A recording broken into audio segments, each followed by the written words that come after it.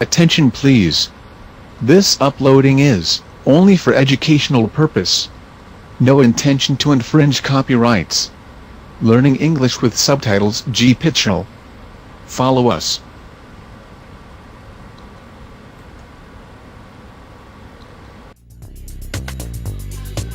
While the dog puppy has found its way to the Waikato, Inspector Karen Lowndes' next job is to pay a visit to the puppy's previous owner. The owner has admitted to me, obviously, that he did it. He's done it all his life. He was brought up on a farm. I've had an in-depth conversation with him now, explained to him the reasons why he's not to do it, and shown him the puppies that with the tails infected. So hopefully that's got through to him and he won't be doing it again. The owner is 65 and seriously ill, so we've decided not to prosecute. We would usually definitely prosecute, but we decided against it. So I'm here today just to give him a written warning which will explain to him if he does do it again, we will have no choice but to prosecute him. Hi. Is Mr. here? Are you Mr. You are. Karen from the SPCA. I spoke to you on the phone about your puppies. Right. Okay. I believe you've moved up north. Well, I'm moving up there. You're moving up north. Okay. How's that Shar-Pei of yours? It's good. It's good? And so you're not going to do this tail docking again, are you? Well, I will if it's my dogs up north, then. Got nothing to do with you people, what I do with my dogs. Okay, well then we're going. Okay, well then if you're going to go down this line, we're going to have to start again, I'm afraid. And because you've just admitted that, it changes the whole circumstances of where I've come today to give you a written warning. And to be honest, I find it extremely upsetting. We had a good conversation on the phone. I told you if you didn't relinquish the rights to your puppies and listen to what I had to say about you docking them, I would have no choice but to prosecute you. I've come here today to give you a written warning, which tells you, if I catch you doing it again, I will prosecute you. And you tell me today you will. If you catch me, you say. And I will. There's SPCAs up there. So, no, I've already caught you, so I don't need to catch you again. I can retract this written warning and I'll put it into a prosecution.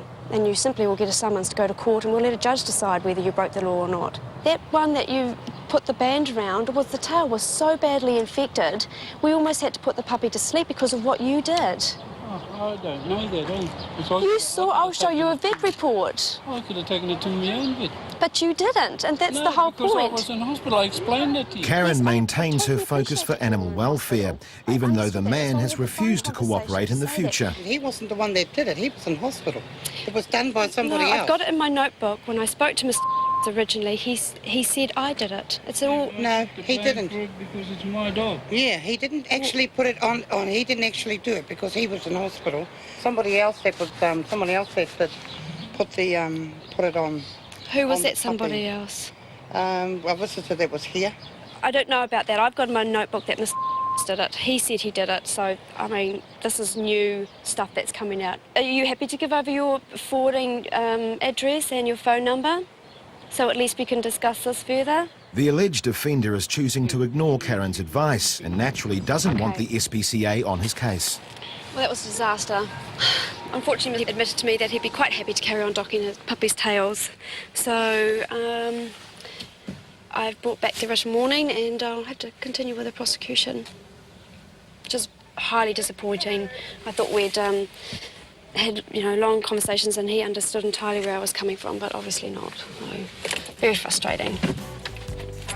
An animal with an uncertain future is this ferret that's recently arrived at the SPCA. Ferrets are now on the dock pest hit list, but this one has staff nurse Rocky Moses limbering up in her corner. She's had pet ferrets before and can see their positive attributes. Beautiful. Hello. Well, it's been a couple of years since we've had a ferret here, so we're sort of wondering what we need to do with her now. Nobody here really likes ferrets because they bite. What I've been taught when I first had my ferrets is that if you hold them up like this and they're pretty relaxed, if they're not struggling, then they're pretty tame ferrets. And she doesn't seem to be struggling. You can do anything with them, twist them, turn them upside down, bend them in half, and if they're really tame, they won't try and bite you or anything. Yeah. Animal manager Yeah. Rachel So Green basically, makes the basically what I'm official saying, yeah, call to if we seal the hold it for life 7 or death days, fate then of the ferret. It's Rachel here from the Auckland SPCA. Just wanted to confirm the standing of ferrets. The ban was discussed on them in 2002. Can you tell me if that's actually come into effect? Rocky can't help Okay. taking a personal Yes, interest. okay. I mean, if the legislation says that they cannot, they can't be rehomed or anything like that, no, yeah, okay. No, that's great. You've answered my question. Thank you. Bye. There we go then. No, they cannot be rehomed. She actually suggested that we put it down now, and I said, well, under our act, we have to hold it 7 days to try and locate an owner. And she said, well, it's fair enough. If an owner comes forward, I mean, they're allowed to own a ferret, but they have to basically live out their natural lives, and then they're not allowed to get any more. Not happy, but there are people out there that don't actually look after them, so it ruins it for everybody else. In the early hours of the morning, animal welfare officers are staking out the farm where sheep were viciously killed by dogs on the previous 2 nights. What we're doing is we've got sheep in a pen set up at the base of a little bit of a hill, so we've got a safe firing shot. The idea is we're sitting tight in the darkness and quiet, and hoping that the dogs are going to turn up while we're here. On the first stakeout night it rained and the dogs failed to show. Neither did the dogs return any of the nights the following week, and no dog owners came forward to confess their dogs may have been involved. As a result of the attacks, the farmer was left with only 4 sheep from the flock of 120. Being officially defined as a pest, this stray ferret's on death row unless an owner is quickly found. Confirmed ferret lover Rocky Moses miraculously finds the owner, but identification becomes an issue. The only reason we ask you to bring a photo in is so if she's somebody else's ferret, then you're not taking somebody else's ferret home, and then that person rings up and we've given it to you.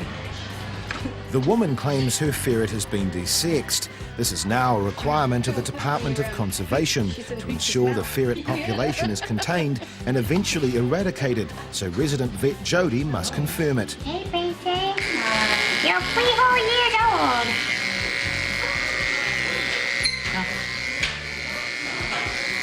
She said they should all be in season now. Ow!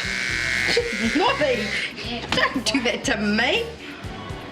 Yeah, I think she's been desexed. I think I can see it right here. Yeah. Yep. Cool, thank you very much. She has officially been desexed at some point in her life. Either that or she's had abdominal surgery and, well, we're fooled. Surgery scar identified, it appears this little ferret has slipped through the Department of Conservation's net and will live out its natural life with its owner. At the Hamilton SPCA, our heroic survivor of that tail docking ordeal may have already found a new owner. What's her name? Her name's Pooh Bear. Very apt name, I think, for a puppy. You've done it, haven't you, darling? Isn't it? You are gorgeous, aren't you? What do you think about her, Peg? I think she's gorgeous. I knew I would. I knew I would. She seems to be very confident, though. She does, doesn't she? Trusting. Yeah, I think she's had an awful lot of handling since she's been here. That's probably why. Yes. I want a dog that I can give a cuddle to. Yep. Yeah. She fits the bill. She does, doesn't she? She's had a really rugged time. I mean, I think, her sort of, in her little life, she's gone through a hell of a lot. And she got badly infected, as I told you, with her tail. I think this one's nature is obviously so warm and friendly. I'm a bit smitten, in fact, a lot smitten. There, did you hear that, gorgeous girl? Might just change your name because I'm going to be so embarrassed shouting poo. I am. Peg's recovering from the recent loss of her German Shepherd pointer, Connie. My dog died 3 weeks ago. Old age. We think she got cancer. We had 3 weeks of not eating much and just slowing up. And she lost a lot of weight. But I didn't want to make the decision too quickly in case it was something passing. But we came to the conclusion, the vet and I, that it was cancer.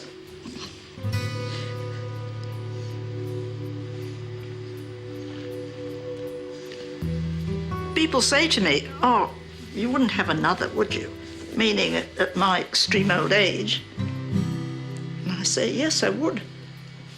Most definitely have another.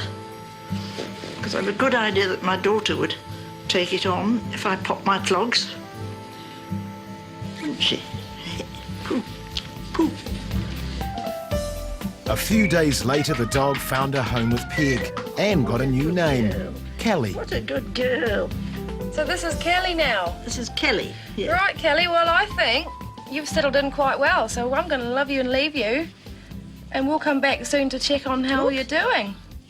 There's a good girl. So I think we'll have lots of fun. Next week, a special Carol gets up close with Karen. You know? Again, it's on the injured list after a dog attack, and a German Shepherd suffers an horrific experience.